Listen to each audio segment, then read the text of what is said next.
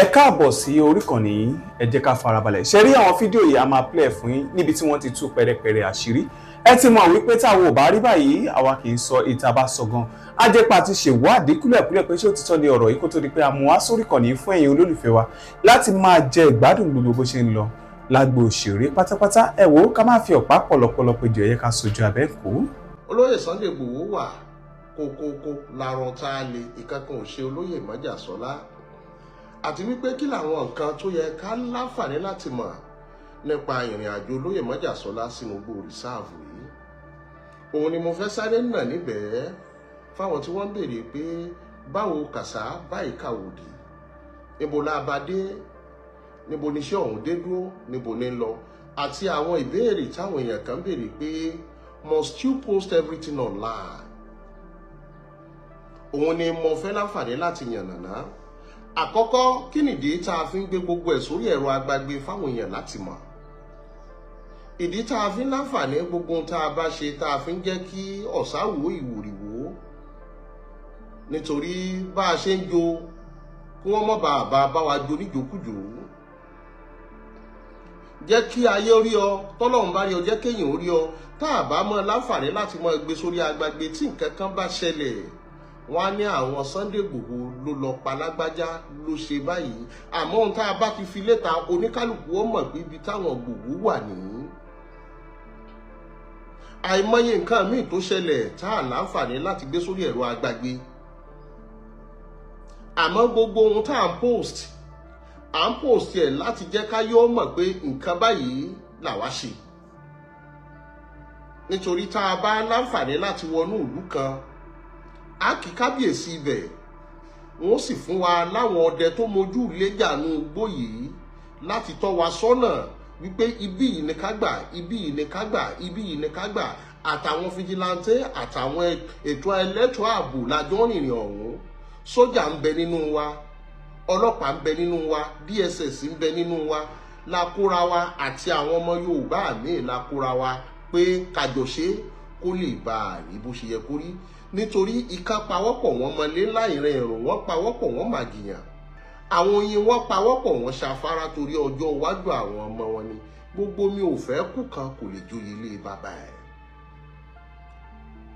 Ló fi jẹ́ pé gbogbo ibi tá a bá ń lọ la fi láǹfààní láti gbé sórí ẹ̀rọ àgbàgbé.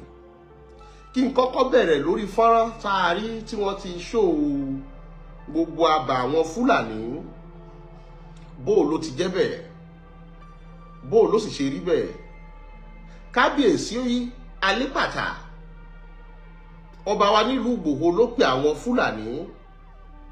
Nígbà tó pe àwọn Fúlàní, àbàtà lọ́yẹ wọ́n fẹ̀sùn kàn wọ́n wípé àwọn ọmọ kan wà ń bẹ̀ tí wọ́n ń lò ìbọn tí wọ́n jẹ́ Fúlàní.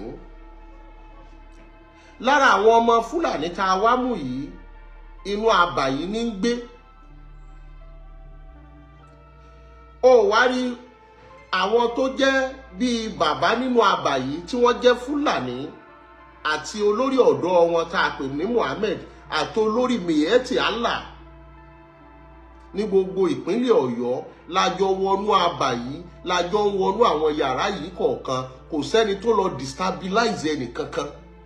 Àmọ́ ká tó débẹ̀, bí wọ́n ṣe rí mọ́tò wa tó yọ lóníkálùkù fọ́dàgbé, àwọn olórí wọn wà pẹ̀lú wa. Bá a ṣe kúrò ní palace la láǹfààní láwọ ọbẹ̀ pẹ̀lú olórí ìlú yẹn, àwọn Fúlàní, olórí àwọn ẹ̀yà Fúlàní níbẹ̀, pẹ̀lú olórí ọ̀dọ́ yẹn tí wọ́n ń pè ní Muhammed, pẹ̀lú olórí Miyetti Allah ní gbogbo ìpínlẹ̀ Ọ̀yọ́. Lájọ wọnú inú àbàtẹ kọ́kọ́ rí bí ìjà àrùn yẹn. Èmi ni mò ń ṣe kámẹ́rà, àwọn ọlọ́pàá wà pẹ̀lú wa. Nítorí tá a bá ṣe bẹ̀, tá a bá kú òun bẹ̀ tán, táwọn kan bá láǹfààní tí wọ́n ya lù àbí tí wọ́n sùn bẹ̀, ohun tẹ́ ẹ̀ ń sọ yìí kọ́lẹ́ ò mọ̀ sọ, ẹni Sunday Igboho tún ti ń dàgbòrò rú. Ló fi jẹ́ pé gbogbo nǹkan tá à ń ṣe àfi ń léde for future and record purposes.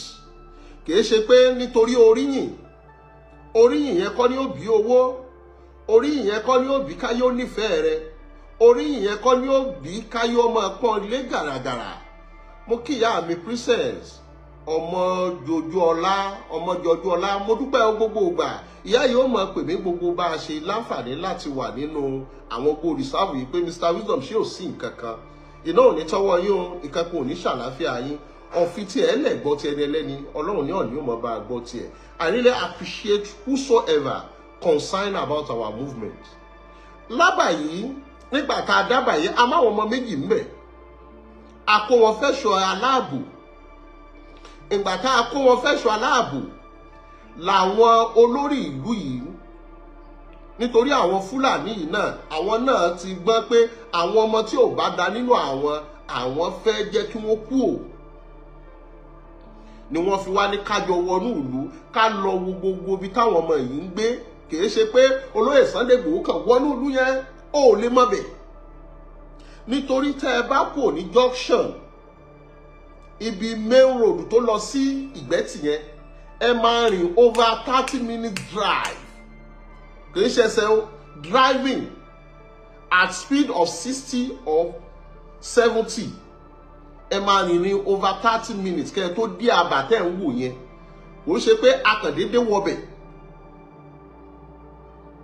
nígbà tá a débẹ̀ olórí ìlú yẹn wà pẹ̀lú wa Miyetti Allah tó jẹ́ ti ìpínlẹ̀ Ọ̀yọ́ ó wà pẹ̀lú wa àti Mohammed làjọ kọ́wọ́ rìn kìí ṣe pé kinní kan àmọ́ tá a bá ṣe bẹ́ẹ̀ tí nǹkan kan bá ṣẹlẹ̀ lọ́la ọ̀tọ̀ nìkan tí wọ́n gbé jáde wọ́n ní olóyè Sunday Igboho ń da omi àlàáfíà àwọn rú àmọ́ a kó àwọn aráàlú yìí bíi 4 lọ́wọ́ àmọ́ àwọn tá a bá nínú ìlú bí wọ́n ti gbọ́ wúwúwúwú ni wọ́n kù mẹ́ nítorí arọ́pọ̀lọpọ̀ èèyàn tí wọ́n kàn ń sọ̀rọ̀ ohun tẹ́ ẹ̀ bá mọ̀ ẹ béèrè ẹ sì láǹfààní láti ṣe sùúrù láti jẹ́ káwọn tó wà á bí òun yànnàná pé kí ló dé tí nǹkan báyìí fi rí báyìí kí ló dé tí nǹkan báyìí fi rí báyìí kí ló dé tí nǹkan báyìí fi rí báyìí. ìgbà tá a wá wọbẹ̀ a nílò fóònù táwọn ọmọ yìí ń lò a sì láǹfààní láti lọ tú àwọn inú ilé yẹn láti kọ̀ǹfàmù ìbọn tí kan lára àwọn Fúlàní tá a mú yìí tó sọ pé lágbájá ní a sì dúpẹ́ lọ́wọ́ olórí Miyetti Allah ní gbogbo ìpínlẹ̀ Ọ̀yọ́ wọ́n dúró wọ́n fa kí n ṣe kódà wọ́n láwọn ti mú àwọn kan rí tó ṣe pé àwọn kó fún àwọn àjọ DSS àti gómìnà ìpínlẹ̀ Ọ̀yọ́ fúnra wọn àmọ́ lẹ́yìn oṣù 3 àwọn tún rọmọ yìí nígboro pé àwọn kiri yìí fáwọn concern gbogbo ohun tá à ń ṣe olórí Miyetti Allah gbogbo ìpínlẹ̀ Ọ̀yọ́ ń bẹ pẹ̀lú wa àwọn agbófinró ń bẹ pẹ̀lú wa àwọn sójà wà pẹ̀lú wa kìí ṣe pé a kàn lọ ń dágbólu we don't take law into our hands. And every update was given to the Commissioner of Oyo State. Every update was given to the DIG. Fẹ́yìn tẹ́ ẹ mọ̀rọ̀ sọ kẹ́ lọ dẹnu yín lámùrè. Èyí tó tún dà bẹ́ẹ̀. Òun ni nígbà táwọn èèyàn ní wọ́n act fíìmù ni mo fi fọ́tò àwọn tíbọn gbà. Àwọn tíbọn gbà ni mo ṣe post ẹ̀ lánàá kẹ́ lè mọ̀ wípé nǹkan ṣẹlẹ̀ nínú igbó tẹ́nìkan ò mọ̀ nǹkan ṣẹlẹ̀ lóko tọ́mọ òdélé ròyìn lè nǹkan ṣẹlẹ̀ lájò tọ́mọ ò lè pe bàbá kó sọ fún wọn pé ohun tó jò òun rí lájò rí lódìdí bí ọjọ́ 4 kò sẹ́ni tó fomi kára oníkálùkù ń ṣe kìí ṣe pé torí owó àmọ́ bó o ni ò ṣe ní bàjẹ́ lórí èmi àti ẹ aráwọn àjọ kan tí wọ́n pera wọn ní OPC ó rí àsìkò yìí kò sẹ́ni kankan tí ń bẹ́ nìkankan jà kò sì sẹ́ni tó lè gboríyìn ẹnìkan bá a bá wà ń bẹ̀ nígbà tá à ń lọ àwọn àjọ vigilante wọ́n tẹ̀lé wa àlera wa kọ́ka ó síwájú kí sèbí ó tẹ̀lé ká pagbára pọ̀ ká pàbọ̀ pọ̀ ká pèrò pọ̀ kò sẹ́ni tí ń bọ́mọ Gani bínú kò sẹ́ni tí ń bá Gani jà àgbájọ ọwọ́ la fi ń sọ̀yà ọwọ́ kò gbẹ́rù dórí oríyìn kí ni wọ́n ń gbà báyé bá ń fi ọ ayé ló fi ọ láfẹ̀ẹ́ pa ni bọ́ bá fẹ́ jẹ́ kájọ ṣe ẹjẹ́ àpawọ́pọ̀ ká pagbára pọ̀ ká pàmọ̀ pọ̀. Mo rí ìkan tí ó pupa báyìí tó tò ká sọ́wọ́ wọ́n sọ̀rọ̀ pé gbogbo oríyìn ni wọ́n fẹ́ máa gbà oríyìn bí kíni. Olóyè Sunday Igboho doesn't discriminate anyone. Àwọn àjọ vigilante wà pẹ̀lú wa tá a jọ ń wọnú igbó yìí. Àwọn ọdẹ wọ́n wà pẹ̀lú wa. Àwọn àjọ mìíràn Allah wà pẹ̀lú wa. Àjọ ń pawọ́pọ̀ wípé bó la ti fẹ́ fọ́ láti mọ́ tónítóní. Àwọn kábíyèsí tọ́rọ̀ yìí kàn adọ́dọ̀ba Ìgbẹ́tì nílé Ọlọ́yẹ̀múyẹ́ Àjíbòkè. Kábíyèsí tún pé àwọn fìjìláńtẹ́ ibẹ̀ yìí pé kí wọ́n kún wa lọ́wọ́. Kìí ṣe pé a kàn ń dédé bọ́ síbẹ̀ ká tó wọbì kan. DIG knew about it. Mo kí bọ̀dá mi bàbá Michael Dúdú Ìgbòho ìkẹ́kọ̀ọ́ òdì ṣàlàáfíà yín. Whoever that look down at you will always come back and meet you at the great top. Gbogbo ìgbà làwọn náà ń pè mí pé Àkànbí ṣínà tí ò sí wàhálà. Mo dúpẹ́ o, mo dú kẹ̀kẹ́ òkun. Gbogbo àwọn ìgbésẹ̀ tá à ń gbé yìí mọ́jà gbọ́ kò sí ń bẹ̀ bá a ṣe ń ṣe ni wọ́n ń gbọ́ lókè. Onílùú ò ní fẹ́ jí ó tú. Ó wá rí bó lọ̀rọ̀ àwọn tí wọ́n yìnbọn sí bó ló ṣe ṣẹlẹ̀. À ń bọ̀ láti Ìgbẹ́tì. Àwọn onugbó reserve. Ìgbà tá a débẹ̀ la bá àwọn ọmọ méjì ọkùnrin. Àwọn ọmọ tá à ń sọ yìí ìkan bóyá bíi 24 ìkan bíi 19 years. Àwọn ọmọ yìí ni wọ́n yin barrel. Bí wọ́n ṣe rí wa wọ́n sáré wọnú igbó asáré park. Wípé kí ló dé tí wọ́n fi sáré wọnú igbó nítorí agbede tá a ti rí wọn ní rìsáàvù yìí. Mọ́tò ò lè rìn bẹ̀. Ó jìnnà. Ẹni tó bá mọ láti Ìsẹ́yìn wá sí ọ̀nà Ìgbòho ń bì yìí. Ẹ ti mọ̀ wípé ọ̀nà yẹn kì í ṣe mọ́tò tó lè pàdé mọ́tò anyhow. A wá pàdé àwọn ọmọ ìbí wọn ṣe rí wa wọ́n sá wọnú igbó. Akànsáré park ni. Gìrìgìrì wípé bo ni wọ́n ń sá lọ táwọn èèyàn lé wọn ni wọ́n yìnbọn pàù. Ẹni tó sáré wọbẹ̀ níbọn yẹn bá. Ìbọn yẹn cartridge yẹn ìbọn yẹn AA ní bíi 34 àbí 35 ló mọ́ wà ń bẹ̀. Bíi mẹ́fà ó wọ̀ lẹ́sẹ̀. Àwọn tí torí tí ìbọn yẹn bá yẹn àwọn ìbọn bọ́rìsì yẹn ló máa fọ́n. So ó gba àwọn ọ̀pọ̀lọpọ̀ èèyàn. Ṣùgbọ́n ó mọ̀ àwọn àṣà àbílẹ̀ wa kò jẹ́ kí tẹlòmíì wọlé ṣùgbọ́n ó lójú tí tẹlòmíì bá ń bì. Ṣùgbọ́n tí tẹni tó bá yẹn ó bá lẹ́sẹ̀.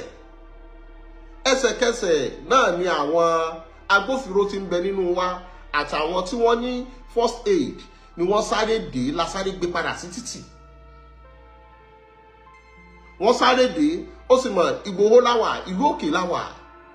Gbogbo àwọn nǹkan Yorùbá wọ́n sáré jáwé ewé ni wọ́n ń pe àwọn ọta yẹn jáde. Níbẹ̀ wọ́n yọ ọta méjì kúrò níbi kan báyìí. Wọ́n yọ kan kúrò níbi gìgísẹ̀ báyìí. Ìgbà tí wọ́n yọ ọ́ tán la wá kó ń bẹ̀ a kó àwọn ọmọ méjèèjì yìí a kó wọn fún ẹ̀ṣọ́ aláàbò. Ṣó mọ̀ ṣàṣe fídíò. Àwọn tá a mú ṣó mọ̀ àwọn tá a mú.